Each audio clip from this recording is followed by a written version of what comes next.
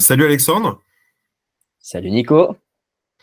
Alors, t'as vu, on a fait une petite série de vidéos sur plein de thèmes là autour du tennis de table.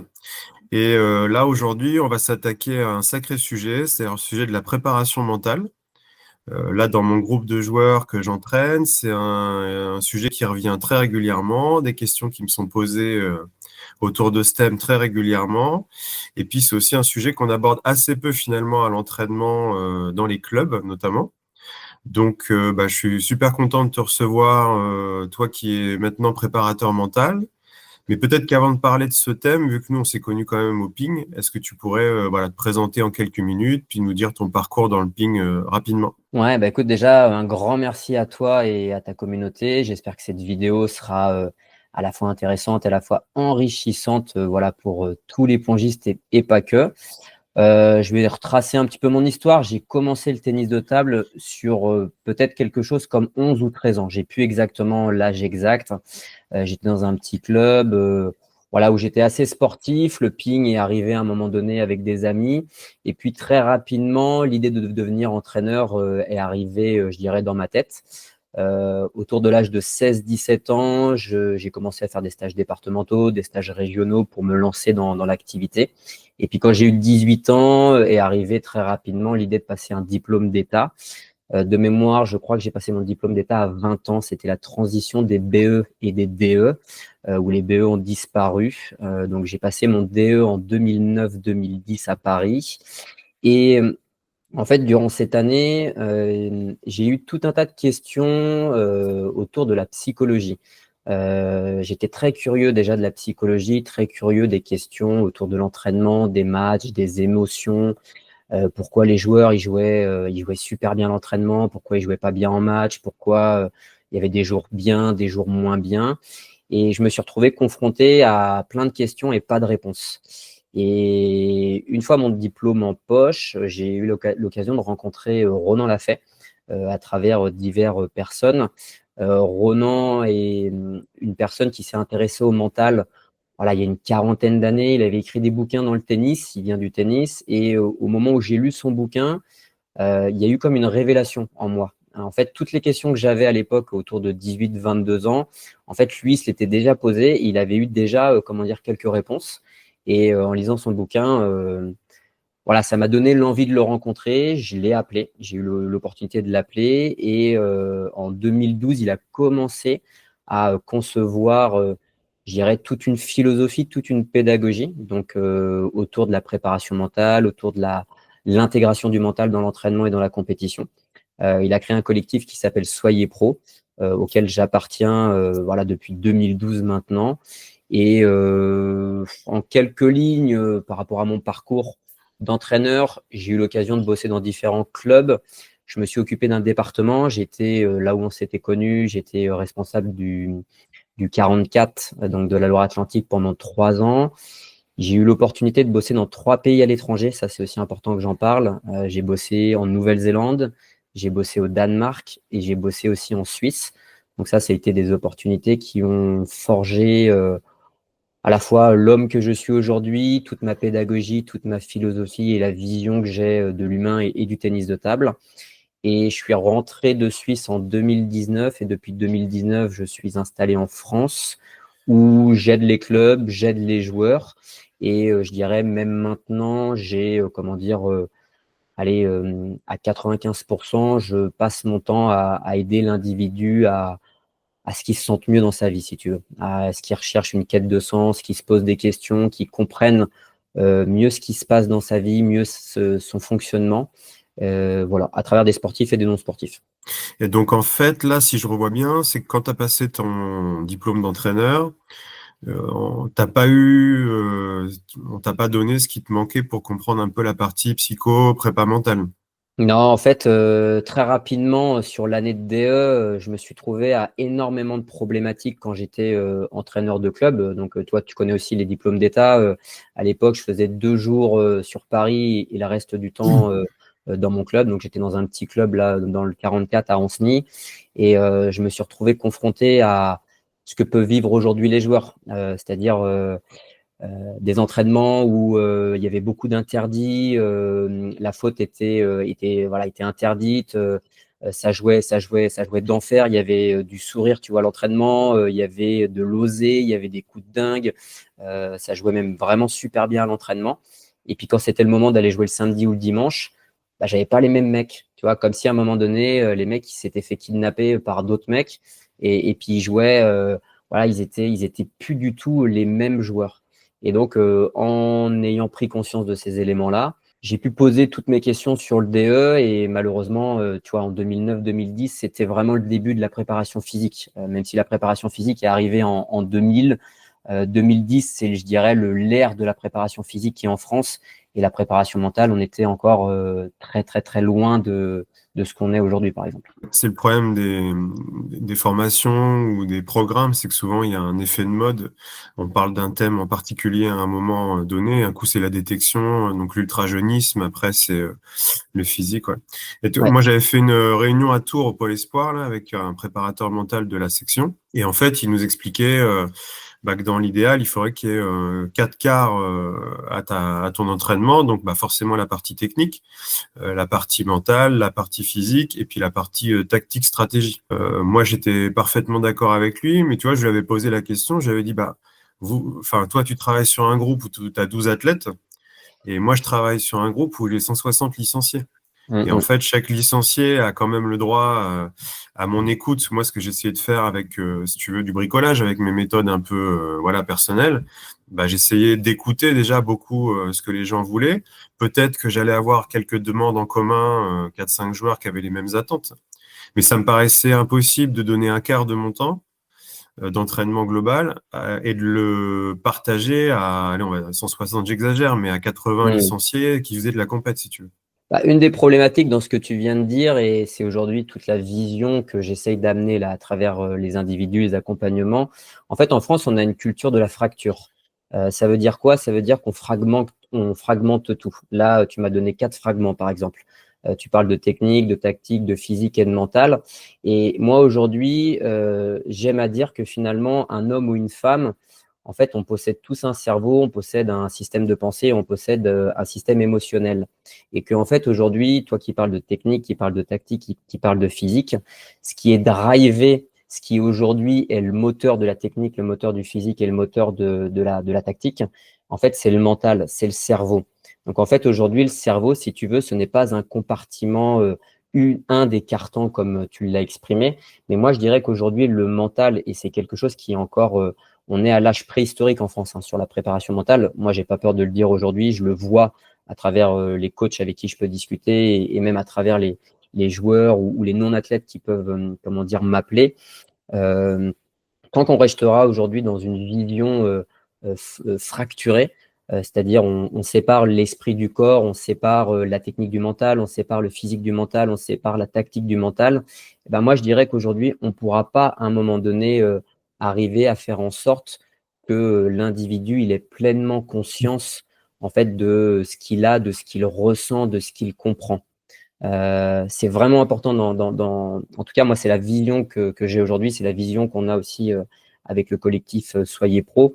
On parle de préparation mentale intégrée. C'est-à-dire qu'aujourd'hui, ton mental, donc dans les mots que je pourrais te donner, dans le mental, on a un système de pensée, on a des émotions, donc on a un système émotionnel, il y a le travail sur la concentration, il y a le travail du calme, il y a le travail du relâchement, du détachement, la confiance en soi, l'estime de soi. Rien que pour te donner, par exemple, ces piliers-là, et ben en fait, ces piliers-là, aujourd'hui, ils ne sont pas séparés du travail physique, du travail technique ou du travail, je dirais, tactique. Et nous, en France, même encore en 2025, on compartimente les éléments dans l'entraînement. Alors que quand tu arrives en compétition, en gros, la compétition, c'est l'unité. La performance, c'est quoi? C'est être capable à un moment donné de réunir toutes les pièces du puzzle. Mais sauf que nous, en France, on compartimente tout. Et on le verra sûrement pendant l'entretien. Une des grandes problématiques que je peux observer aujourd'hui en France, c'est qu'il y a, je dirais, 2 mondes entre ce qui se passe à l'entraînement et ce qui se passe en match. C'est pour ça qu'aujourd'hui, les joueurs sont largués quand ils arrivent en compétition. Et tu me disais aussi, on a échangé quelques mots là juste avant, ce qui est difficile aussi pour l'entraîneur comme pour le joueur ou pour l'observateur, c'est que c'est pas palpable. C'est-à-dire que ce travail de prépa mentale, que ça soit à l'entraînement lié avec une autre compétence ou juste en lui-même, comment tu fais pour parce qu'on aime bien quantifier, comme tu dis. Alors, comment tu fais pour savoir si tu l'as travaillé, pour savoir si tu as acquis Ouais. quelque chose? Est-ce que tu progresses dans ce domaine? Comment tu fais pour voir tout ça? Ouais, c'est vrai que ça reste aujourd'hui, je dirais, moi j'appelle ça un talon d'Achille. C'est un des talons d'Achille qu'on a en France. C'est-à-dire qu'on est une culture, voilà, de la haute statistique, de la data, le côté cartésien qu'on peut avoir. Là aujourd'hui, quand tu touches quelque chose où il n'y a pas de la matière, l'esprit, le mental, la confiance en soi, la concentration, il n'y a pas de matière, tu peux pas le toucher. Contrairement à ce qu'on disait tout à l'heure en off sur le cardio, sur l'explosivité, sur même un travail technique. En fait, aujourd'hui, tous ces éléments-là qui vont être, je dirais, de l'ordre du mental, bah, bien évidemment, en fait, c'est pas un travail, si tu veux, je dirais, annexe. Je dirais qu'on part du principe en France qu'à un moment donné, quand il y a quelque chose qui va pas bien, quand il y a quelque chose qui est peut-être pas mis au bon endroit, alors on va commencer à s'intéresser, par exemple, au travail mental. Et moi, ce qui m'intéresse, c'est que finalement, l'apprentissage, je dirais, de la connaissance de ton cerveau, de tes pensées, la manière dont tu te regardes, la manière dont tu te parles, la manière dont tu te concentres.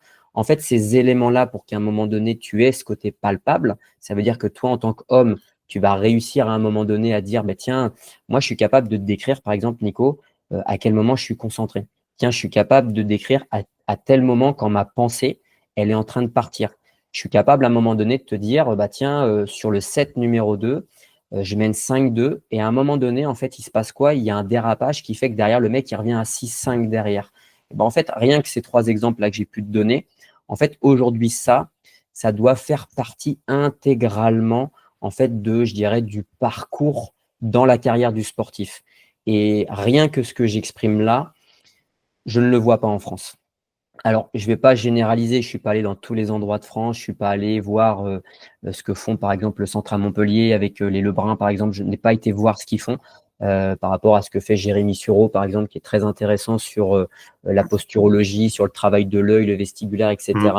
Mais hormis, je dirais peut-être ce centre-là, ce que je peux voir en France, c'est qu'on n'aide pas finalement l'humain à ce qu'il devienne pleinement acteur de tout ce qu'il a à l'intérieur de lui. C'est-à-dire qu'il apprenne par lui-même à penser, qu'il apprenne à ressentir, qu'il apprenne à s'observer par lui-même, qu'il apprenne à s'écouter par lui-même pour qu'à un moment donné, il devienne, ça c'est la métaphore que j'aime donner, en fait, il devienne un forgeron.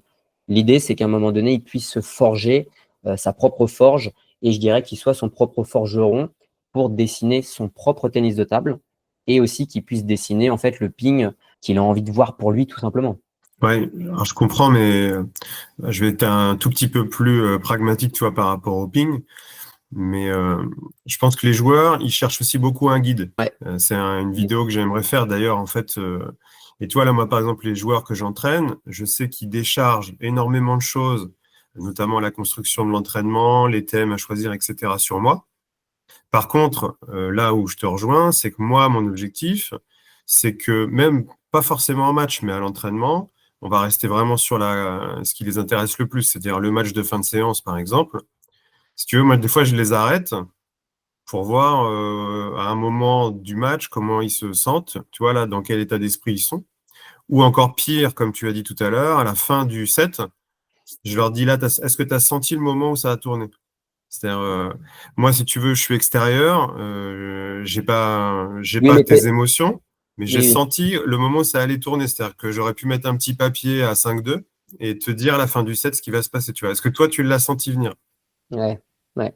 Mais là, ce que tu exprimes là, finalement, c'est ce que je peux voir à un moment donné quand bah, toi qui es aussi entraîneur et qui es coach, où finalement vous n'avez pas travaillé cette préparation mentale, ou en tout cas vous n'avez pas traversé ou investi ce que je vais appeler le chemin d'une vie. En fait, aujourd'hui, la préparation mentale, c'est le chemin d'une vie. C'est quel type de pensée j'ai, quelles émotions. Je te donne deux stats, Nico, qui est pour toi et pour aussi, je dirais, comment dire, ta communauté. On est traversé en 24 heures à peu près entre 40 000 et 60 000 pensées en 24 heures, en étant éveillé et non éveillé. Ça veut dire qu'aujourd'hui, dans la culture française, qui aujourd'hui passe son temps à investir ce chemin sur quel type de pensée il a à l'intérieur de lui. Sachant qu'aujourd'hui, les pensées, vont driver toute ton existence. C'est-à-dire que ça va driver à la fois tes habitudes, ça va driver tes convictions, ça va driver tes croyances. En fait, ça va driver, je dirais, tout ce qui va être à un moment donné de, je dirais, ton fonctionnement. À un moment donné, le fait que tu oses, le fait que tu n'oses pas, le fait que tu prennes justement une décision, que tu ne prennes pas de décision.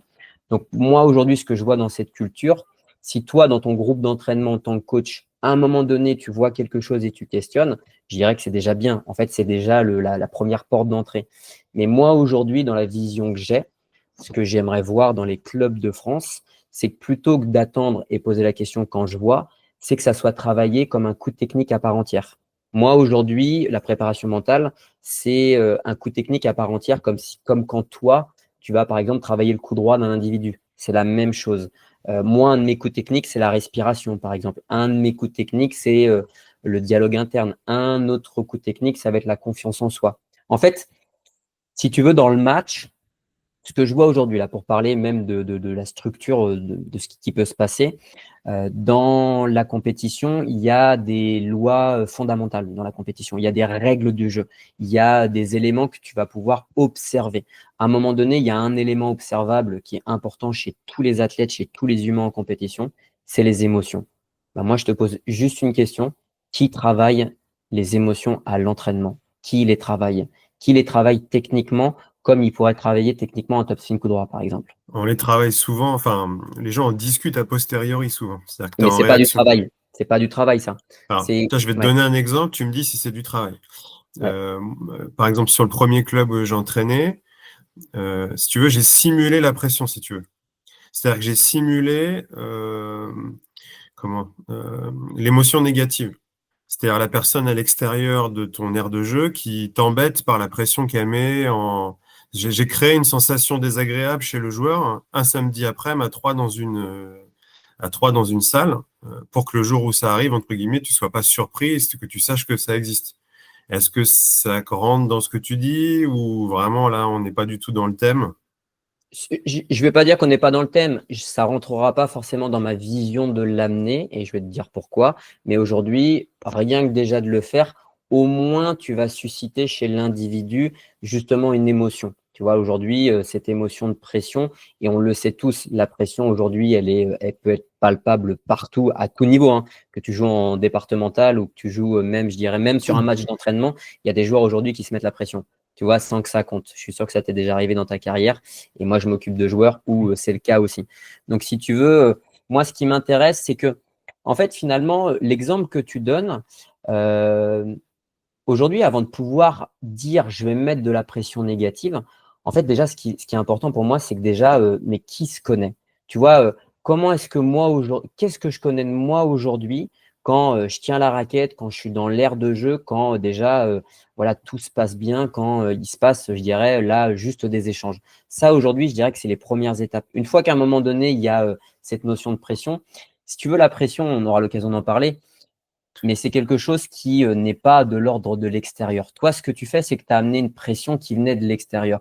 Moi, ce que je vais te dire, c'est que le cerveau humain, il est capable de fabriquer, ça s'appelle de la fabrique justement dans le cerveau, où le cerveau va se faire un montage comme un scénario, un peu comme si tu étais ton propre réalisateur de film. En fait, tu vas te créer un film qui va finalement avoir un gros titre qui s'appellera pression. Donc, si toi, aujourd'hui, en tant que coach, tu fais des simulations de pression qui ont été créées, mais qu'à côté de ça, tu as un groupe d'individus qui ne se connaît pas et qui ne sait pas aujourd'hui quel type de scénario ils peuvent avoir dans leur propre montage, bah derrière, en gros, tu peux avoir des bombes atomiques énormes à l'entraînement. Donc, ça peut être délétère finalement, ce travail-là. Alors, je te donne un autre exemple perso. Moi, quand j'étais joueur jeune, souvent la veille de la compète, je me faisais trois ou quatre scénarios de compétition différents dans ma tête. C'est-à-dire qu'en J'ai- fait, ma nuit, j'avais joué quatre fois la compète le vendredi dans la nuit, et le samedi matin, il y avait la vraie compète qui arrivait. Est-ce que ça, c'était une sorte de préparation mentale et d'apprendre à se connaître?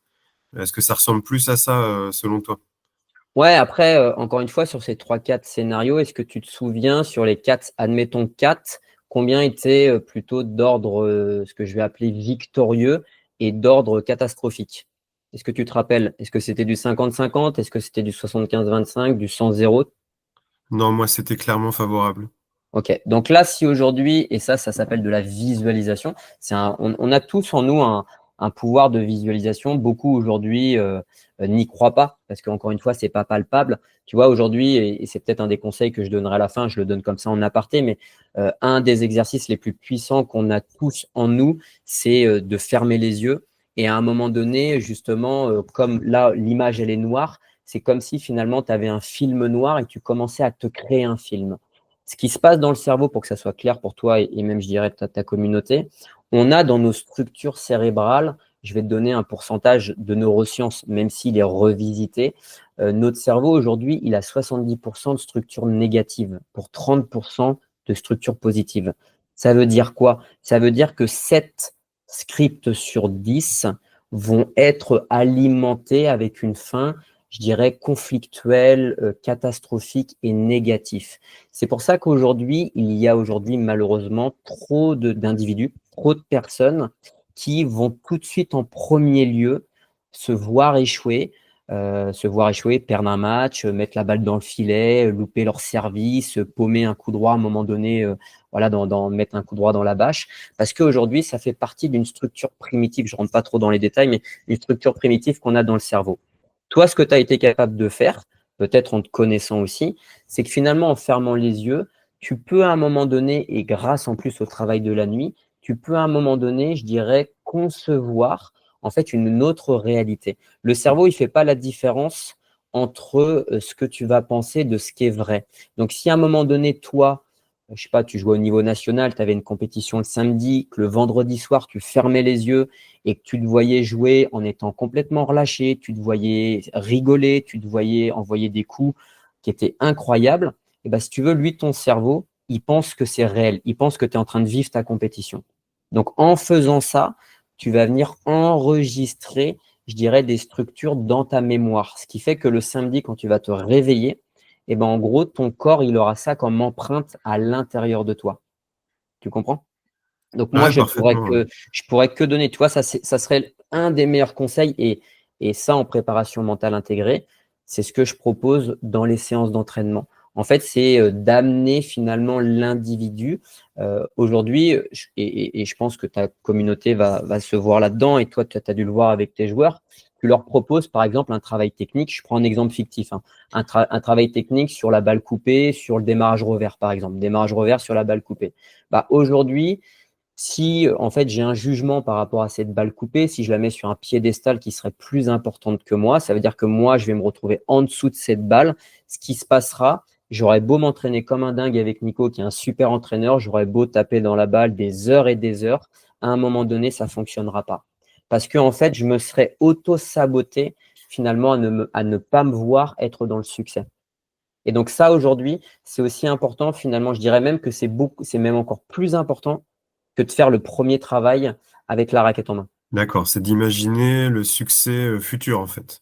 Ouais, Donc en de fait, moi, pas considérer que c'est insurmontable en tout cas. non, en fait, moi, ce que je rêverais et c'est un de mes rêves, j'y touche avec ma pédagogie, mais ce que je rêverais, c'est qu'en France, en fait, si tu veux, on prenne le temps à ce que l'individu, il apprenne justement à se modéliser et qu'il arrive à voir de lui, non pas des scénarios ratés, loupés et catastrophiques, qui vont avoir une énergie qui vont être complètement délétères pour lui derrière pour sa pratique, mais plutôt de l'apprendre, en fait, d'apprendre justement à rêver, d'apprendre à se voir briller, d'apprendre à se voir, je dirais, beau avec l'homme, la femme qu'ils sont et avec, je dirais, leur technicité. Parce que finalement, leur technique, c'est quoi? En fait, c'est leur contenu, c'est leur corps, c'est leur façon de se mouvoir avec, je dirais, nous, le tennis de table avec la raquette dans la main. Donc ça, aujourd'hui, moi, je rêverais de voir ça dans les séances d'entraînement. Avant, par exemple, une séance technique, de se voir, je dirais, briller en faisant finalement, en éduquant, je dirais, son cerveau, en finalement le rassurant sur la manière dont ça va se passer et ensuite de le travailler techniquement avec l'entraîneur. Je suis parfaitement d'accord avec toi. Je pense qu'il y a quand même un petit élément qui est le poil à gratter dans cette histoire, c'est qu'en fait on vit en société et qu'il y a d'autres personnes. Moi, je suis persuadé qu'en duel avec moi, il y a plein de gens qui auraient cette détermination ou cette vision positive. Sauf que c'est indicible en fait. C'est-à-dire que si tu le dis, tu connais les gens, tu as le jugement des autres, qui eux vont te rappeler à la réalité, c'est que pour l'instant, tu échoues, et qui même pourront considérer que tu es un petit peu présomptueux de t'imaginer à moyen terme ou à long terme aussi bon que ce que tu visualises. Je sais pas si tu vois Si, si, mais ce que...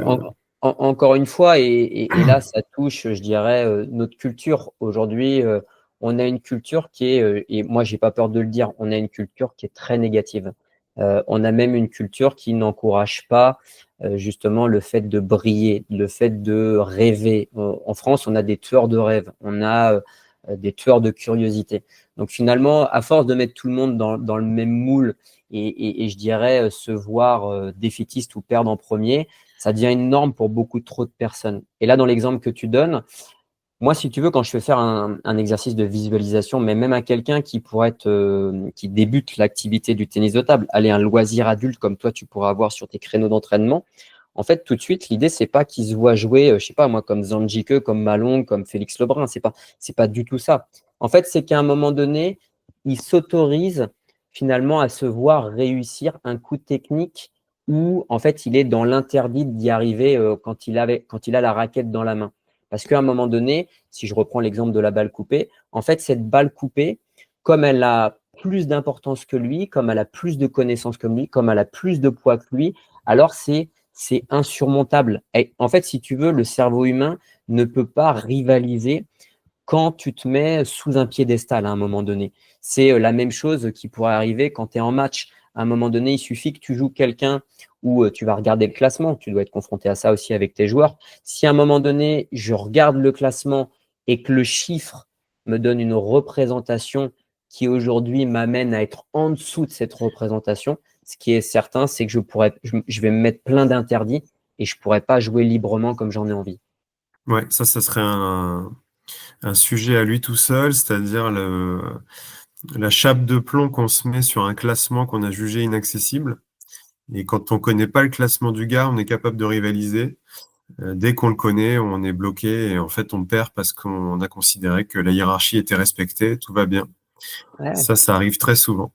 Bah, dans tous les cas, là, rien que ce que tu dis, et tu vois, c'est des trucs, ça m'a fait marrer il y a quoi, il y a quelques semaines, ou si ce n'est quelques jours, il y a une vidéo qui a fait le buzz sur le net, là où il y a Harimoto qui jouait les yeux bandés. Bah, les yeux bandés, je l'ai fait faire il y a 5 ans à un groupe d'entraînement où j'étais. Ça, c'est des choses avec notre collectif qu'on a déjà travaillé. En fait, si tu veux, toutes ces choses-là, là, Harimoto, quand il fait le travail des yeux fermés, qu'est-ce qu'il cherche à faire? Il cherche justement à un moment donné à couper un des sens qui aujourd'hui est le sens où il y a le plus de représentation. Et le sens où il y a le plus de représentation, c'est quoi? Ce sont les yeux. Il y a les oreilles, mais il y a surtout les yeux. Et qu'aujourd'hui, en fait, nos yeux vont, je fais assez simple, mais si tu veux, vont enregistrer toutes nos croyances, toutes nos émotions, tout ce qui aujourd'hui, en fait, va nous diriger. Donc, à un moment donné, il suffit que je vois une balle coupée qui, à un moment donné, était trop dure dans ma carrière à démarrer. Ce qui est certain, par exemple, je te donne un exemple fictif, un groupe d'adultes loisirs que tu pourras avoir. Il suffit que le premier mec, il fasse un démarrage sur une première balle coupée et ça fasse erreur, son cerveau va l'enregistrer comme quelque chose de trop dur. Et lui va se mettre en dessous. Et quoi qu'il arrive, il aura beau bosser dessus. Alors, je ne dis pas qu'il ne va pas s'en sortir, hein. Dans la douleur, il s'en sortira quand même. Mais justement, dans sa construction, pour moi en tout cas, ce n'est pas une construction où à un moment donné, il va se sentir pleinement et libre. Et puis surtout avec une santé mentale et émotionnelle. À l'inverse, le jour où il est fiable techniquement, il se construit un référent qu'il a positif ou l'encourage. Bah, moi, je dirais que non, c'est plutôt le contraire. C'est que le jour où toi, tu es finalement, tu te connais. Tu connais tout l'univers de tes émotions. Tu connais, je dirais, la plus grande partie du fonctionnement de tes pensées. Je redonne les 40 000. Tu ne peux pas connaître toutes tes pensées, mais tu aujourd'hui connais tes pensées. Alors derrière, tu vas avoir une stabilité mentale qui te permettra quoi? De stabiliser ta technique, qui permettra de stabiliser ton physique, qui permettra de stabiliser ta tactique. Aujourd'hui, tous les joueurs rêvent d'être lucides en match, de pouvoir à un moment donné actionner telle stratégie au bon moment, etc. Pour pouvoir le faire, ça, en fait, ça vient de quoi? C'est le départ de est-ce que finalement je suis stable mentalement et émotionnellement. Mais tant que j'aurais pas fait un travail de stabilité émotionnelle, je pourrais pas à un moment donné être stable. En fait, votre technique pour les joueurs, et puis même toi quand tu joues, en fait, la technique, elle bouge tout le temps. En France, on veut nous faire croire qu'à l'entraînement, notre technique, elle va rester figée et qu'une fois que j'aurai bossé ma technique, je pourrais en gros m'en servir comme j'en aurai envie et ça sera de l'acquis pour les matchs. Et moi, aujourd'hui, ce que je dis, c'est, et là-dessus, on marche à l'envers en France par rapport à ça. En fait, aujourd'hui, tu peux faire un match où techniquement, tu vas avoir une technique hyper stable et tu vas faire un match de feu. Et une heure après, tu peux refaire un deuxième match. Et là, pourtant, tu es le même mec, mais c'est plus du tout la même technique. Pourquoi? Parce qu'à un moment donné, il s'est passé quelque chose au niveau de tes émotions et tes pensées.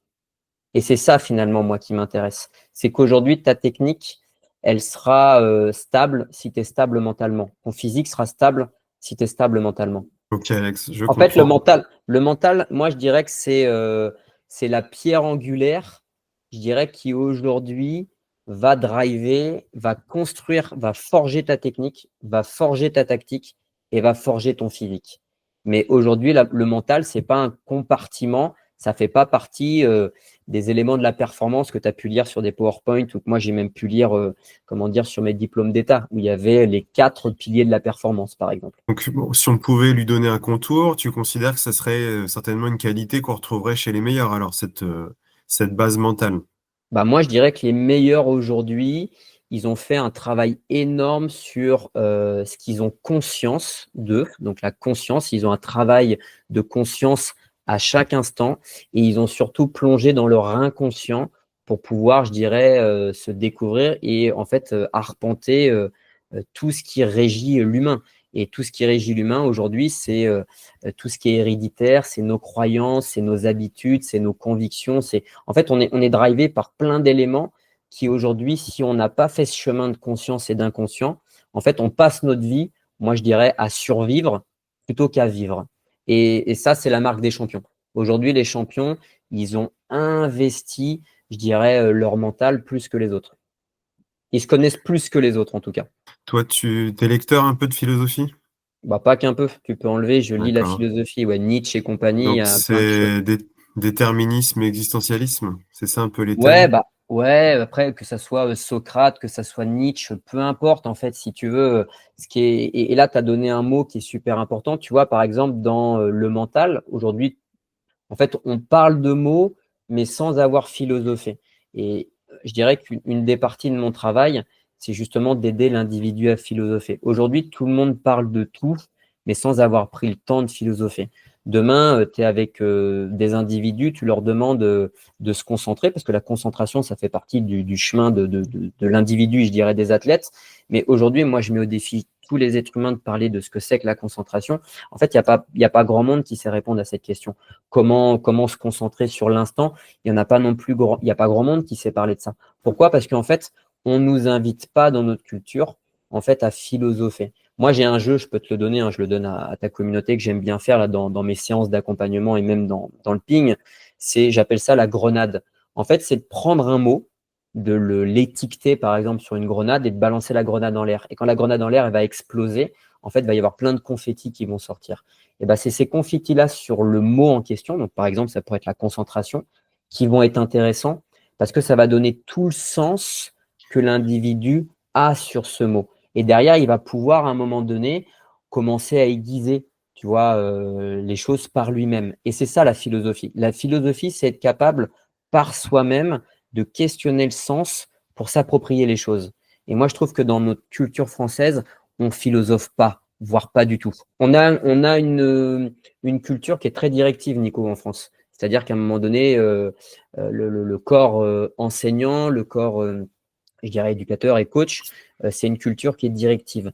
Quand tu es directif, c'est-à-dire que tu donnes, et tout à l'heure, tu as donné l'exemple que finalement, tes athlètes et tes sportifs, ils attendaient d'être guidés, ils attendent des choses. En fait, en France, quand tu rentres dans une salle, dans n'importe quelle salle sportive, hein, que ce soit du ping ou autre, un fitness et compagnie, l'individu va attendre finalement que le coach lui amène un plateau d'argent pour lui dire quoi faire, comment s'entraîner, comment prendre du muscle, comment développer sa technique.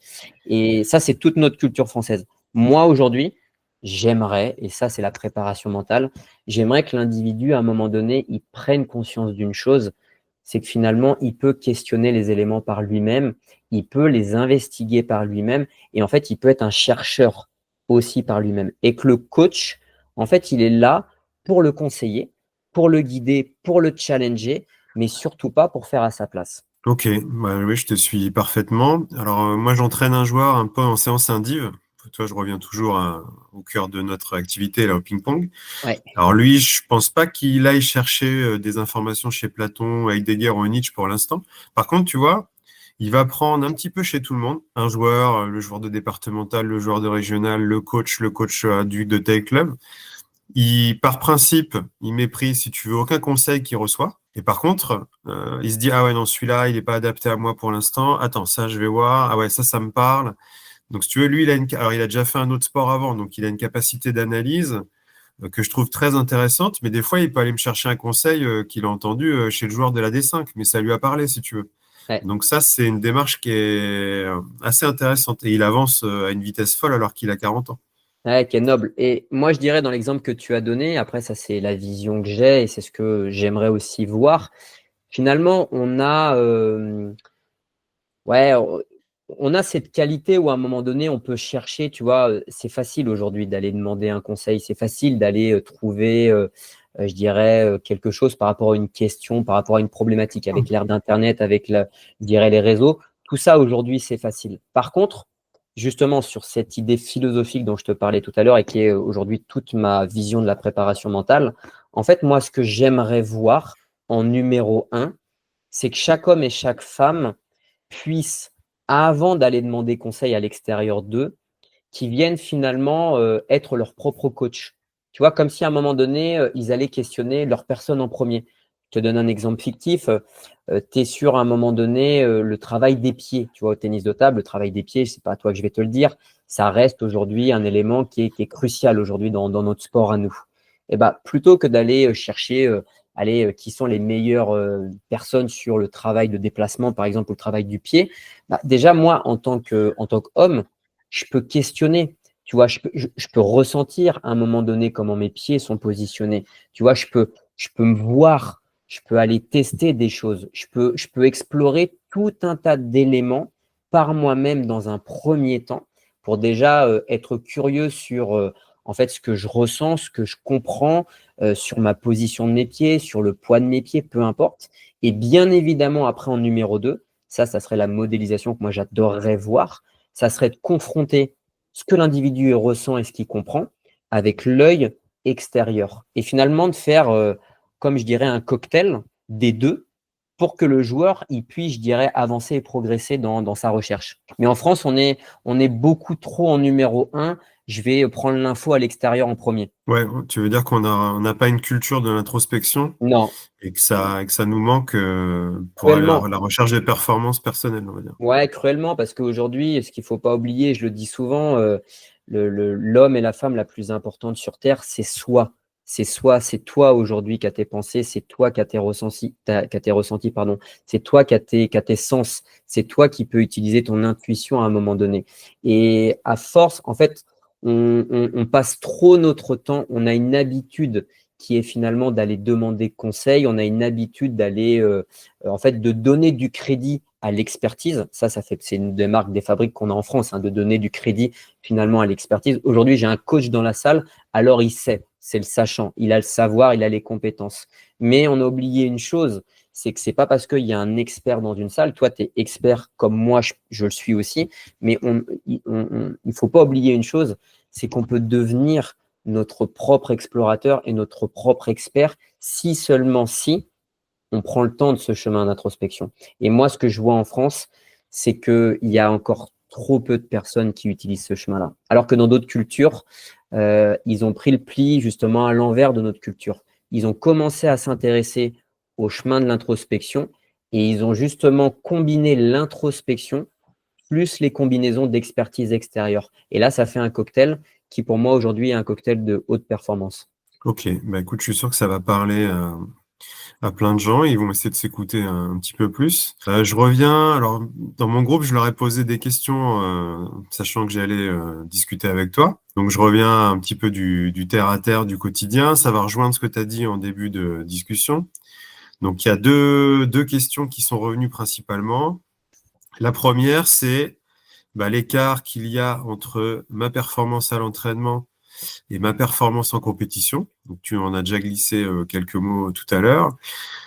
Et à mon avis, ça va se rejoindre. Il y en a aussi plusieurs qui m'ont dit, je suis surmotivé. Et surmotivé, ça veut dire en fait, je suis trop motivé, certainement que les attentes créées deviennent trop grandes. Et en fait, le jour J, ça fait flop et c'est pas à la hauteur de ce que j'espérais. Ouais. Donc, qu'est-ce que tu pourrais leur répondre? Déjà sur le premier, pour juste en quelques mots, ce qui peut être intéressant là pour toute ta communauté, c'est de se dire, il y a une question qui est intéressante, c'est qu'est-ce que je m'autorise et qu'est-ce que je m'interdis finalement à l'entraînement et en match? Qu'est-ce qui est différent du match et de l'entraînement? Et les joueurs vont prendre conscience de choses rien que sur cette question, c'est que à l'entraînement, il y a tout un tas de feux verts qui sont verts, d'accord? Il y a tout un tas de feux verts qui restent verts. Par contre, en match, les feux verts, ils se transforment en feu orange et en feu rouge. Eh bien, je dirais que la clé des réponses pour que justement vous puissiez commencer votre chemin, moi, ce que j'aime à dire, c'est, et ça, j'aide les entraîneurs là-dessus, Nico, je fais juste un élément. Finalement, le terrain de jeu, qui est le terrain de jeu de la compétition, pour moi, aujourd'hui, il doit être le terreau de ce qui se passe à l'entraînement. Donc, si aujourd'hui, il y a en match tout un tas, je dirais, d'émotions qui ne sont pas accueillies. Il y a tout un tas d'éléments. Un exemple que je vais te donner qui va te parler à toi et tes joueurs, c'est en France, on interdit la faute. C'est interdit de faire la faute. C'est interdit de mettre la balle en dehors de la table. Moi, je veux bien, mais j'ai écouté Roger Federer il n'y a pas longtemps là, et il a fait un speech que tu as dû voir là auprès des étudiants, là où il parle de sa carrière, où il a gagné 80% de ses matchs. Il a donné surtout une stat qui était hyper intéressante. Il dit qu'à un moment donné, il a gagné 52 points face à 48 points, 48% de points qu'il a perdus. Il a gagné 52% des points contre 48% des points qu'il a perdus. Et la différence, c'est que lui, il dit, moi, la différence avec les autres, c'est que j'ai su finalement gérer tous ces points perdus.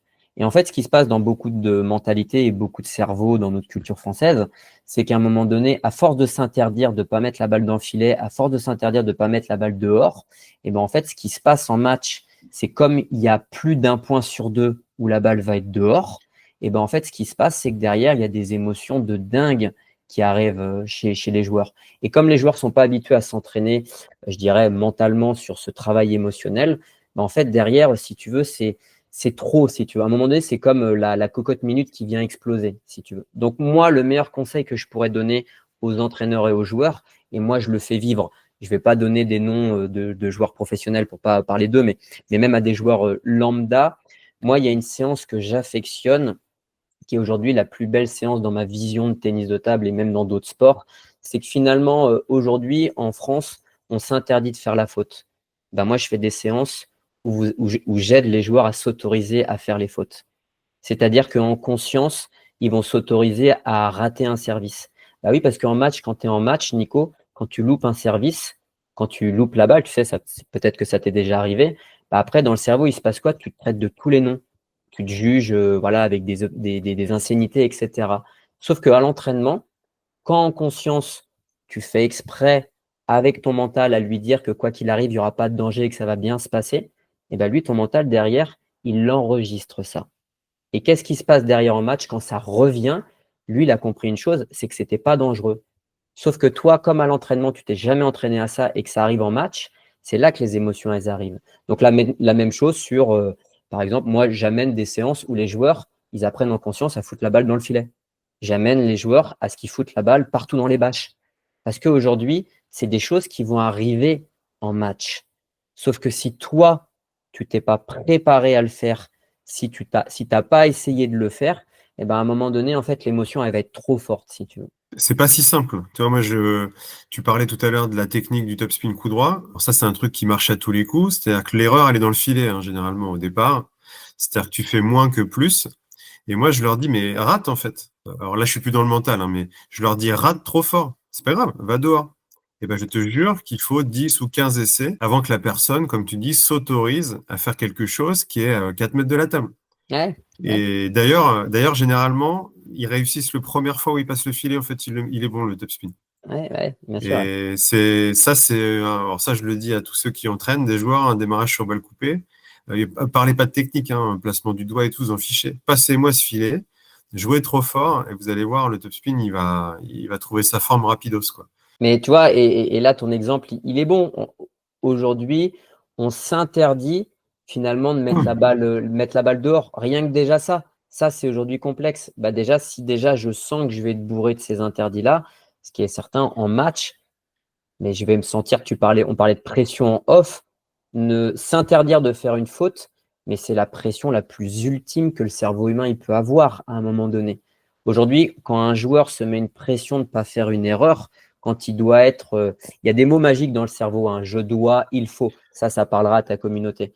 Je dois mettre la balle sur la table, il ne faut surtout pas que je fasse la faute. Bah, rien que ces deux mots-là, ce que je fais assez simple hein, pour ne pas rentrer trop dans les détails, ça vient activer des circuits neuronaux qui viennent barricader, je dirais, le jeu et l'expression de l'individu.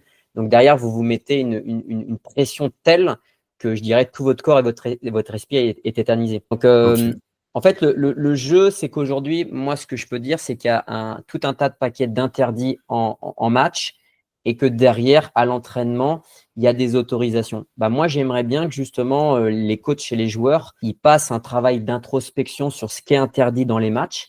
Qu'est-ce que je m'interdis finalement dans les matchs pour que sur le terreau de l'entraînement, en fait, je puisse avoir un vrai programme d'entraînement qui sera en cohérence avec la réalité du match. Parce qu'aujourd'hui, comment je pourrais le dire?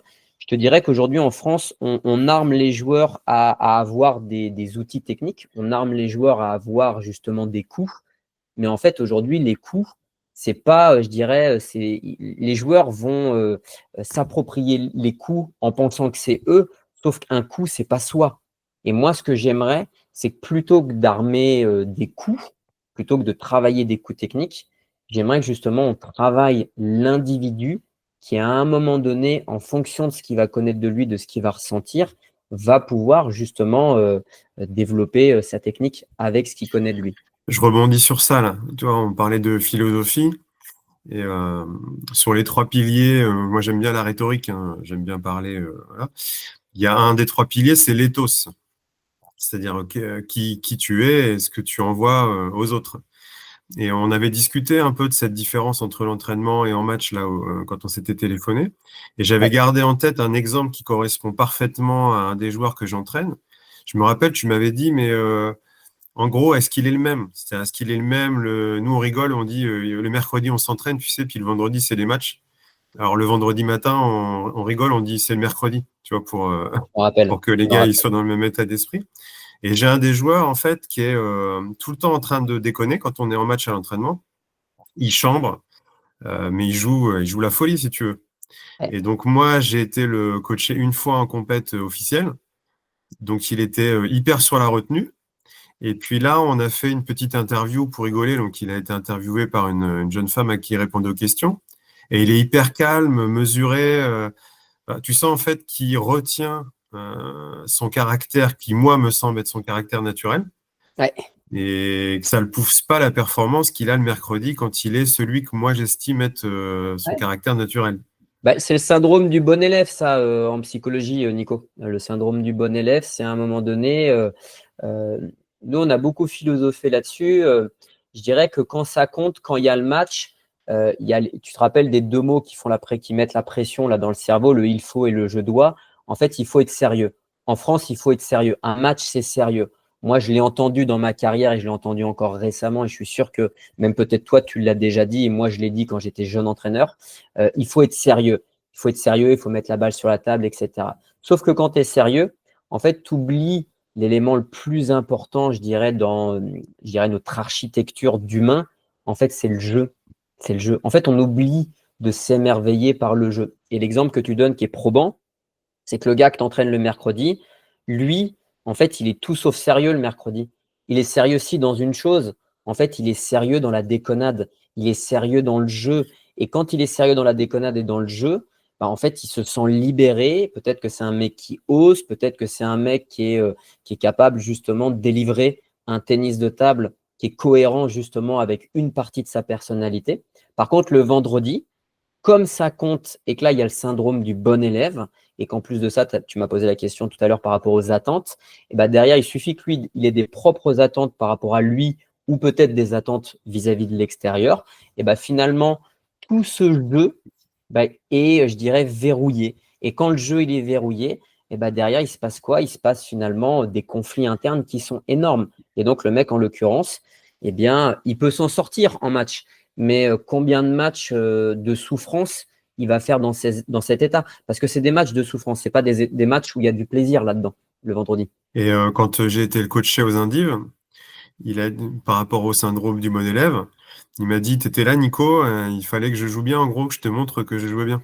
Voilà, Mais exactement. L'attente. moi, ce Oui, mais que j'attendais, c'était de retrouver le joueur du mercredi et d'apporter ma petite touche en plus ou de parler d'avenir, tu vois. Mais ouais. Ah, l'attente, c'est aussi intéressant.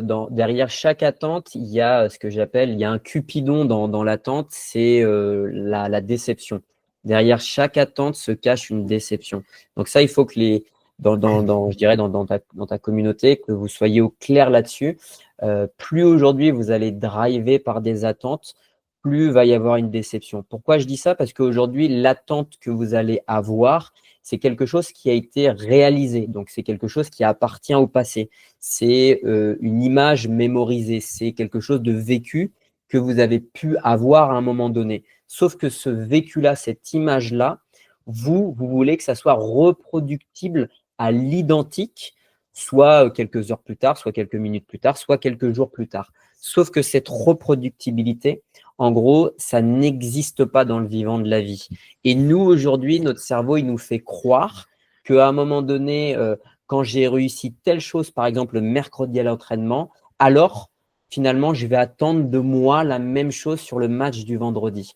Bah, aujourd'hui, ce qui se passe quand c'est ce cas-là, et bah, je dirais à plus de 90%, hein, il se passe tout le contraire. Et il se passe que derrière, je foire mon match ou je foire ma compétition.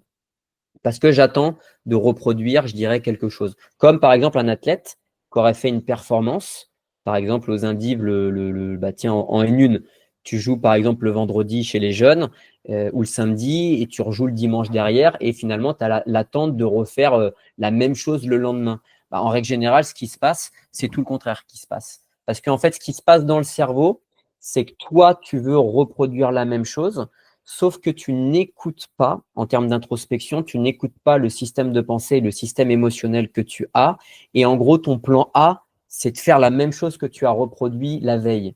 Sauf que comme ça ne fonctionne pas, et ben en gros, il y a un entêtement qui arrive et tu te braques. Quoi qu'il arrive, tu vas aller jusqu'au bout de ton attente. Sauf qu'en allant jusqu'au bout de ton attente, ça ne fonctionne pas. et alors, tu préconiserais quoi dans ce cas-là pour La éviter page cet blanche. écueil? En fait, c'est la page blanche. Aujourd'hui, dans justement tout ce qui se passe dans la philosophie et même dans le mental, en fait, moi, ce que j'aimerais voir, c'est que, en fait, à chaque nouveau départ, mais chaque nouveau départ, c'est quoi? C'est une construction de phrases, c'est une construction de mots, c'est un point, c'est une manche, c'est comment dire, un match, c'est une journée. En fait, à chaque nouveau départ, moi, ce que j'aimerais, c'est que l'individu, plutôt que d'ouvrir un livre où il y a déjà des écritures du passé dedans, moi, j'aimerais que la page, elle soit blanche. Et quand cette page, elle est blanche, eh bien là, toi, tu vas pouvoir, avant d'écrire ce que tu veux, moi, j'aimerais que tu écrives en gros ce que tu ressens, ce qui se passe dans ta tête. Comment tu te parles avec ton cerveau? Qu'est-ce que ton cerveau il te raconte pour que derrière, une fois que tu as fait cet état des lieux, je dirais plutôt interne, plutôt introspective, tu arrives toi derrière à positionner des intentions, positionner peut-être des stratégies, peu importe, mais que cette page, elle soit blanche. Une des problématiques qui arrive en match, et tes joueurs vont se reconnaître là-dedans, et comme beaucoup, hein, de départemental jusqu'à internationaux. Aujourd'hui, je m'occupe de joueurs internationaux et c'est la même chose. C'est qu'à un moment donné, dans les deux cas, hein, tout à l'heure, tu parlais de, comment dire, de positif comme de négatif. Je perds un point, par exemple, en match. Tu vois, là, je sais pas, moi, il y a 7-7, je perds un point, il y a 8-7 pour mon adversaire. Bah, ce qui est certain, c'est que la majeure partie des joueurs, quand ils débutent le huitième, donc à 8-7, ils ont toujours en mémoire le point d'avant. Et comme le point d'avant, ça a été un point qui a été perdu, alors il y a une énergie, je dirais, de vibration négative. Et ça, aujourd'hui, si je ne me connais pas, si je n'ai pas fait un travail sur moi et un travail émotionnel, ben en fait, ce qui se passe, c'est que le drive tactique, technique du point d'après, en fait, il va être impacté par justement cette perte. Mais c'est la même chose de l'autre côté. Si toi, tu avais gagné 8-7, là, tu es peut-être dans l'euphorie, tu as été content, tu t'es vu faire un point de dingue. Et ben en fait, c'est la même chose. En fait, la page blanche, elle est là pour faire des transitions, pour voir si jamais tu peux faire une pause sur tes émotions. Tu comprends ça? Parfaitement, et ça me paraît être un excellent sujet de réflexion pour les joueurs dans les futurs matchs ou les futurs entraînements qu'ils vont connaître. Bah, tu peux te faire une Euh, simulation. Là, je peux leur donner une simulation qui peut être hyper intéressante parce qu'aujourd'hui, tu vois, dans les structures d'entraînement et dans les clubs où il faut taper un nombre de balles incalculable, il faut aller vite, etc. Moi, ce que je rêverais, si tu fais une simulation de match, et ce que je te propose même à ton groupe, c'est que bah, justement, tu amènes cette philosophie de page blanche, c'est-à-dire que tu commences ton match à 0-0, il y a un point qui est joué. Le point suivant, avant qu'il soit parti, en gros, les deux joueurs doivent faire table rase. C'est-à-dire qu'à un moment donné, ils vont se parler, ils vont s'écouter. Il y aura peut-être une technique de respiration, peu importe. Après, là, je vais peut-être pas rentrer trop dans les détails parce que ça ferait trop de contenu. Mais à travers justement comment faire pour, je dirais, refaire table rase ou même se réoxygéner, c'est vraiment super important pour que le point d'après, en gros, dans la construction cérébrale, c'est un point qui n'existe pas encore. Alors qu'il y a trop de joueurs, quand ils commencent un point, en gros, ils ont en mémoire le point d'avant. Et c'est ça qui vient parasiter en fait la performance des joueurs, qu'elle soit positive ou négative. Bah, écoute, je te propose, Alexandre, qu'on digère tout ça tranquillement. En tout cas, nous, de notre côté, les joueurs, on va écouter cette vidéo avec attention. À mon avis, c'est une vidéo qui sera peut-être écoutée plusieurs fois parce que il faut revenir sur des choses, il faut s'interroger sur soi, il faut peut-être tenter des choses à l'entraînement et en match et revenir écouter, voir si on était en adéquation avec ce que tu nous as proposé. Donc, en tout cas, un grand merci. C'est fort possible que je t'embête d'ici quelques semaines ou quelques mois quand j'en aurai parlé avec les gars pour voir si on pourrait se faire un épisode 2. Ouais. Et puis voilà, je sais pas si toi, tu as un petit mot de conclusion à nous faire ou un petit encouragement ou Bah, moi, je dirais pour conclure, ce qui pourrait être riche pour tes mecs et toute ta communauté, en fait, c'est posez-vous juste la question, voilà, au moment où je vais dans chaque entraînement, qu'est-ce qui se passe aujourd'hui dans ma tête? Qu'est-ce qui se passe à l'intérieur de moi? Qu'est-ce qui fait qu'à un moment donné, voilà, j'ai tel ou tel type de pensée et que vous soyez curieux. En fait, que vous soyez curieux, je dirais, de votre tête et de votre corps. Et que ensuite, avec cette curiosité, vous allez pouvoir justement expérimenter des choses. Vous allez pouvoir aussi en parler avec Nico. Vous allez pouvoir, je dirais, vous créer un programme sur mesure qui aujourd'hui sera en cohérence avec ce que vous désirez pour vous. Moi, c'est ça mon plus grand souhait. Si tu veux, Nico, dans ma carrière, j'ai vu et je vois encore trop de joueurs qui sont en souffrance. Le ping, il y a toi comme moi, on est amoureux du ping. J'adore le ping, c'est un sport qui est fabuleux.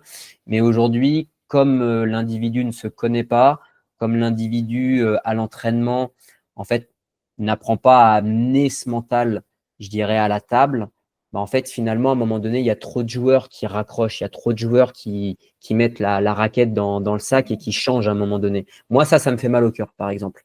Donc, plutôt que de faire ça, moi, je dirais ce qui compte, c'est emprunter un chemin d'introspection, emprunter un chemin philosophique. Prenez le temps là d'apprendre à vous connaître. Tiens, mais Alex, tout à l'heure, il a dit 40 000 à 60 000 pensées en 24 heures. Mais aujourd'hui, qu'est-ce que je connais de mes pensées? Qu'est-ce que je connais de mes pensées? En fait, peut-être je connais rien de mes pensées. Je me dis, mais tiens, c'est dingue, il dit 40 000. Voilà, je ne sais même pas ce qu'il y a dans ma tête. Si aujourd'hui, vous ne savez pas ce qu'il y a dans votre tête, le match, c'est révélateur justement de tout ce qu'il y a dans votre tête. Donc, apprenez à vous connaître et à connaître vos pensées pour que justement le match, ça soit une partie plutôt agréable que désagréable. Voilà, je terminerai là-dessus. bah, écoute, merci Alex. Nous, on va fermer les yeux, s'intéresser à nos pensées et Yes. progresser à fond. Bah, j'espère en tout cas pour vous. Bah, en tout cas, au plaisir. Merci pour ce temps, Nico. Et puis, n'hésitez pas, hein, même si toi, tu as des gens dans ta communauté, moi, ma porte, elle est grande ouverte. Tu peux trouver mon contact sans problème sur les réseaux sociaux, même mon numéro de téléphone. J'ai un site internet. De toute façon, vous tapez Alexandre Doleux sur Google, vous avez accès à mon site internet. Donc, moi, ma porte, elle restera toujours grande ouverte. Et voilà, peu importe les questions que vous pouvez avoir, avec grand plaisir de pouvoir partager un temps. Je mettrai toutes les infos de façon en description et je pense qu'on ne sera pas sans rediscuter ensemble. Merci beaucoup. À bientôt. Salut Alex, merci pour Ciao. tout.